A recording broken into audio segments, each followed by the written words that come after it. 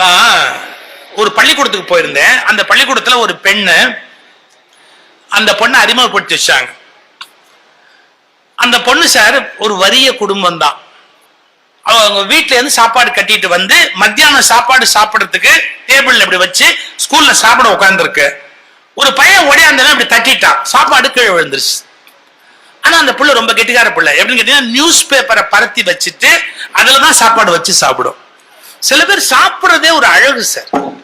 அதாவது வேஸ்ட் பண்ணாம, அசிங்கமாகாம, அந்த முருங்காய் சக்கை போடுறதுன்னா அதுக்கு ஒரு தனி பகுதி, இதெல்லாம் ஒரு பெரிய நுட்பம். அந்த குழந்தை அப்படி அழகா சாப்பிட்டுது. இது ஓடி வந்து தட்டினா பாருங்க, கொஞ்சம் அந்த இதுல சிந்திருச்சு, பேப்பர்ல சிந்திருச்சு. அந்த குழந்தை ஒண்ணும் சொல்லல, அதை எடுத்து போட்டு மறுபடியும் சாப்பிட்டுச்சு. இத கிளாஸ்ல இருக்கிற மத்த பிள்ளைங்க எல்லாம் பார்த்தது பாருங்க. பார்த்த பிள்ளைங்க எல்லாம் என்ன பண்ணிடுச்சு, ஐய எச்ச சோறு பொறுக்கிட்டீங்கிற, ஐய பிச்சை சோறு பொறுக்கிட்டீங்கிற எல்லாம் அவன் பிள்ளைங்களுக்கு தெரியாது இல்ல. இந்த பிள்ளை மனசு நோக கலாட்டா பண்ண ஆரம்பிச்சது. அப்புறம் இது ஒரு ஓரமா உட்காந்துருக்கு, எல்லாம் ஒரு ஓரமா உட்காந்து அவ பிச்சை சோறு திங்கிறான்னு சொல்லும் போது டீச்சர் வந்துட்டாங்க. என்னாச்சு அப்படின்னு கேட்டாங்க. நடந்ததெல்லாம் சொன்னான். சொன்ன உடனே அந்த குழந்தைய பார்த்து சொன்னாங்க, ஏமா சாப்பாடு கொட்டி போச்சுன்னா என்கிட்ட சொல்லக்கூடாதா? நான் டீச்சர் இல்லையா? உனக்கு வேண்டிய உணவு நான் ஏற்பாடு பண்ண மாட்டேனா? ஹெச்எம்கிட்ட சொல்லி உங்களுக்கு சாப்பாடு வாங்கி கொடுக்க மாட்டேனா? ஏன் அதை எடுத்து சாப்பிட்டேன் அப்படி? டீச்சர், நீங்க வாங்கி கொடுத்தாலும் நான் சாப்பிட மாட்டேன், நீங்க வாங்கி கொடுத்தாலும் நான் சாப்பிட மாட்டேன். இந்த மாதிரி இப்படி பேசுற? ஹெச்எம்கிட்ட வா, பிரின்சிபால்ட்ட கூட்டு போனேன். பிரின்சிபாலும் அதே தான் சொன்னாரு. ஏமா சாப்பாடு கொட்டினது சரி, என்கிட்ட கேட்டுருக்கலாம் இல்ல, நான் உங்களுக்கு சாப்பாடு வாங்கி தர மாட்டேன். சார் நீங்க வாங்கி கொடுத்தாலும் சாப்பிட மாட்டேன் சார். ஏமா இப்படி பேசுற நீ அப்படி? எங்க அப்பா யார் தெரியுமா சார்? யாரு? கட்ட வண்டி இழுக்கிற தொழிலாளி. அவர் கட்ட வண்டி இழுத்து காசு கஷ்டப்பட்டு ராத்திரி கொண்டாந்து எங்க அம்மா கையில கொடுப்பாரு. அதைத்தான் அரிசி வாங்கி எங்க அம்மா பொங்கி காலையில் நான் ஸ்கூலுக்கு வரணும்னு எனக்கு பேக் பண்ணி சாப்பாடு கொடுப்பாங்க. ஏன் சார், அதுல 4 அரிசியை நான் கொட்டினேன்னு சொன்னா எங்க அப்பாவை நான் கேவலப்படுத்துற மாதிரி ஆகாது? எங்க அம்மா 4 மணிக்கு எந்திரிச்சு சமைக்கிறாங்க சார். எனக்கு நான் ஸ்கூலுக்கு போகணும் சாப்பிடணுங்கிறதுக்கு 4 மணிக்கு எந்திரிச்சு சமைச்சு எனக்கு பேக் பண்ணி கொடுக்குறாங்க சார். 7:30 மணிக்கு ஸ்கூல்ல பெல் அடிக்குது, நான் வந்து நிக்கணும். அதனால எனக்கு 4:30 மணிக்கு எங்க அம்மா எந்திரிச்சு குக்கர் வச்சு சமைச்சு சாப்பாடு போடுறாங்க. அந்த சாதத்துல 4 சாதத்தை வெளியே கொட்டினா எங்க அம்மாவை நான் வந்து அவமதிச்ச மாதிரி ஆகாதா? எங்க அப்பா அம்மாவை என்னால அவமதிக்க முடியாது, நான் சாப்பிடுவேன். அவர் அப்படியே ஸ்டன் ஆயிட்டாரு. என்னமா அதுக்காக கீழே விழுந்த சார்? எங்க அம்மா அப்பாவை விடுங்க, இந்த வயல்ல உழறார உழவரு, நம்ம ஊர்ல எலக்ட்ரிசிட்டி ராத்திரி எத்தனை மணிக்கு வரும்னு தெரியாது. 12க்கு வரும், 3 மணிக்கு வரும், 2:30 மணிக்கு வரும், எப்ப வேணாலும் வரும். நீர் பாய்ச்சணும் அப்படின்னு சொன்னா எப்ப கரண்ட் வருதுன்னு தெரியாது, மோட்டர் போடணும்னு தெரியாது. பள்ளி பாச்சா பூராம் பாம்பு எல்லாத்தையும் தாண்டிக்கிட்டு போய் அவர் எல்லாம் மோட்டர் போடணும். அவரு உழுது பயிரிட்டு களை எடுத்து படாத பாடுபடணும். சார் அந்த பொண்ணு சொன்ன வார்த்தை, இந்த அரிசி முத்து ஒன்னொன்னு அந்த ஆளோட வேர்வை முத்து சார், அந்த விவசாயியோட வேர்வை முத்து சார். நான் தூக்கி போட்டா இந்திய விவசாயியை கேவலப்படுத்தினதா ஆகாதா சார்? என்னால முடியாது. அவர் அப்படியே ஸ்டன் ஆயிட்டார். நீ வா, அசம்பிளில போய் இதை சொல்லு, அசம்பிளில போய் பிள்ளைங்க எல்லார் காதலையும் கேட்கும்படியா இதை சொல்லு. சொல்லிட்டு இன்னையில இருந்து நீ தான் ஸ்கூல் பீப்புள் லீடர் அப்படின்னு அந்த குழந்தைய ஸ்கூல் பீப்புள் லீடரா அவர் ஆக்கினார். ஏன்னா she is so responsible. ஒரு அரிசி பருக்கையை கூட நம்ம வீணாக்க கூடாது அப்படிங்கிற எண்ணம். நம்ம வள்ளுவர் கதை படிக்கிறோம், என்னமோ ஊசி வச்சுக்கிட்டாரு, அந்த அரிசியை முக்கி தண்ணியில கழுவி சாப்பிடணும்னு காத்திருந்தாரு. வாசுகி அம்மா ஒரு நாள் கூட அப்படி தப்பா பரிமாறல. கதை படிக்கிறோம்.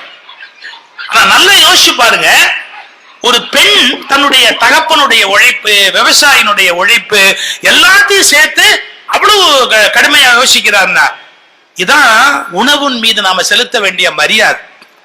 ஹோட்டல்ல உணவு வீண் பண்ணக்கூடாது, கல்யாணத்துல வீண் பண்ணக்கூடாது. ஏன் கல்யாணத்துல சார், ஏன் உட்கார்ந்ததுக்கு அப்புறம் பரிமாறினா என்ன? ஆட்கள் உட்கார்ந்ததுக்கு அப்புறம் நீங்க பரிமாறுங்களேன். வேணும் வேண்டாம் சொல்லலாம் இல்ல. எனக்கு இது வேண்டாம், ஐ எம் சுகர் பேஷண்ட், எனக்கு ஸ்வீட் வேண்டாம் சொல்ல மாட்டாங்க, அது வேற. இருந்தா கூட எனக்கு இது வேண்டாம், எனக்கு இது தேவையில்லை. அப்ப இலையில எதுவும் வேஸ்ட் ஆகாது இல்ல. எல்லாத்தையும் பரிமாறிட்டு சாப்பிட கூப்பிடுறாங்க சார். சோ எல்லாம் மாறணும். இன்னும் கூட சொல்றதுமா, திருமணங்களை நீங்க ஆடம்பரமா பண்ணாதீங்க. திருமணங்களை எப்படி பண்ணணும்னு கேட்டீங்கன்னா, ரொம்ப எளிய அளவுல நல்ல உங்களுடைய சமயம் சார்ந்த வழிமுறைகளோட கூட சின்ன அந்த உறவு நெருக்கத்துக்குள்ள திருமணத்தை முடிச்சிருங்க.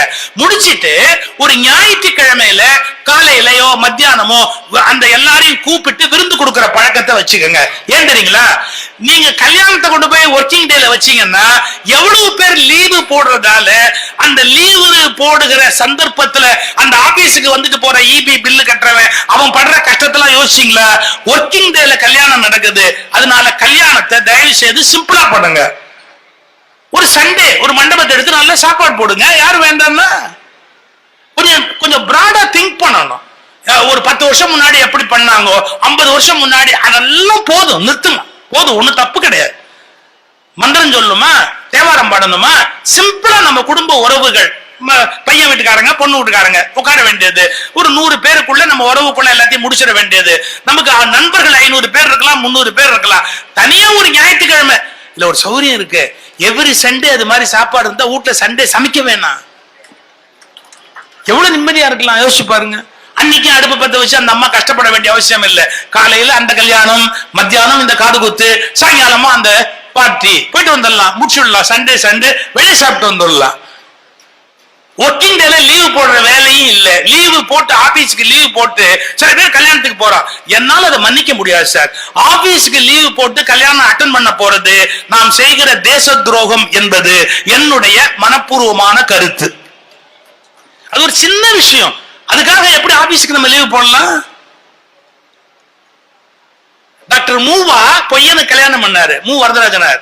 எங்க அப்பா கேட்டாரு, உங்க பையன் கல்யாணம் பண்ணிட்டீங்களாமே? ஆமா. எனக்கெல்லாம் பத்திரிகை கொடுக்கல. மூவா கேட்ட கேள்வி என்ன தெரியுங்களா, தீபாவளி கொண்டாடுறேன் வருஷா வருஷம், உங்களை கூப்பிட்டனா? அது வீட்டு விசேஷம், உங்களை எதுக்கு கூப்பிடணும்? திருமணத்தை ஆடம்பரமா பெருசா பண்ணணும். இதெல்லாம் மனசு மாறணும்.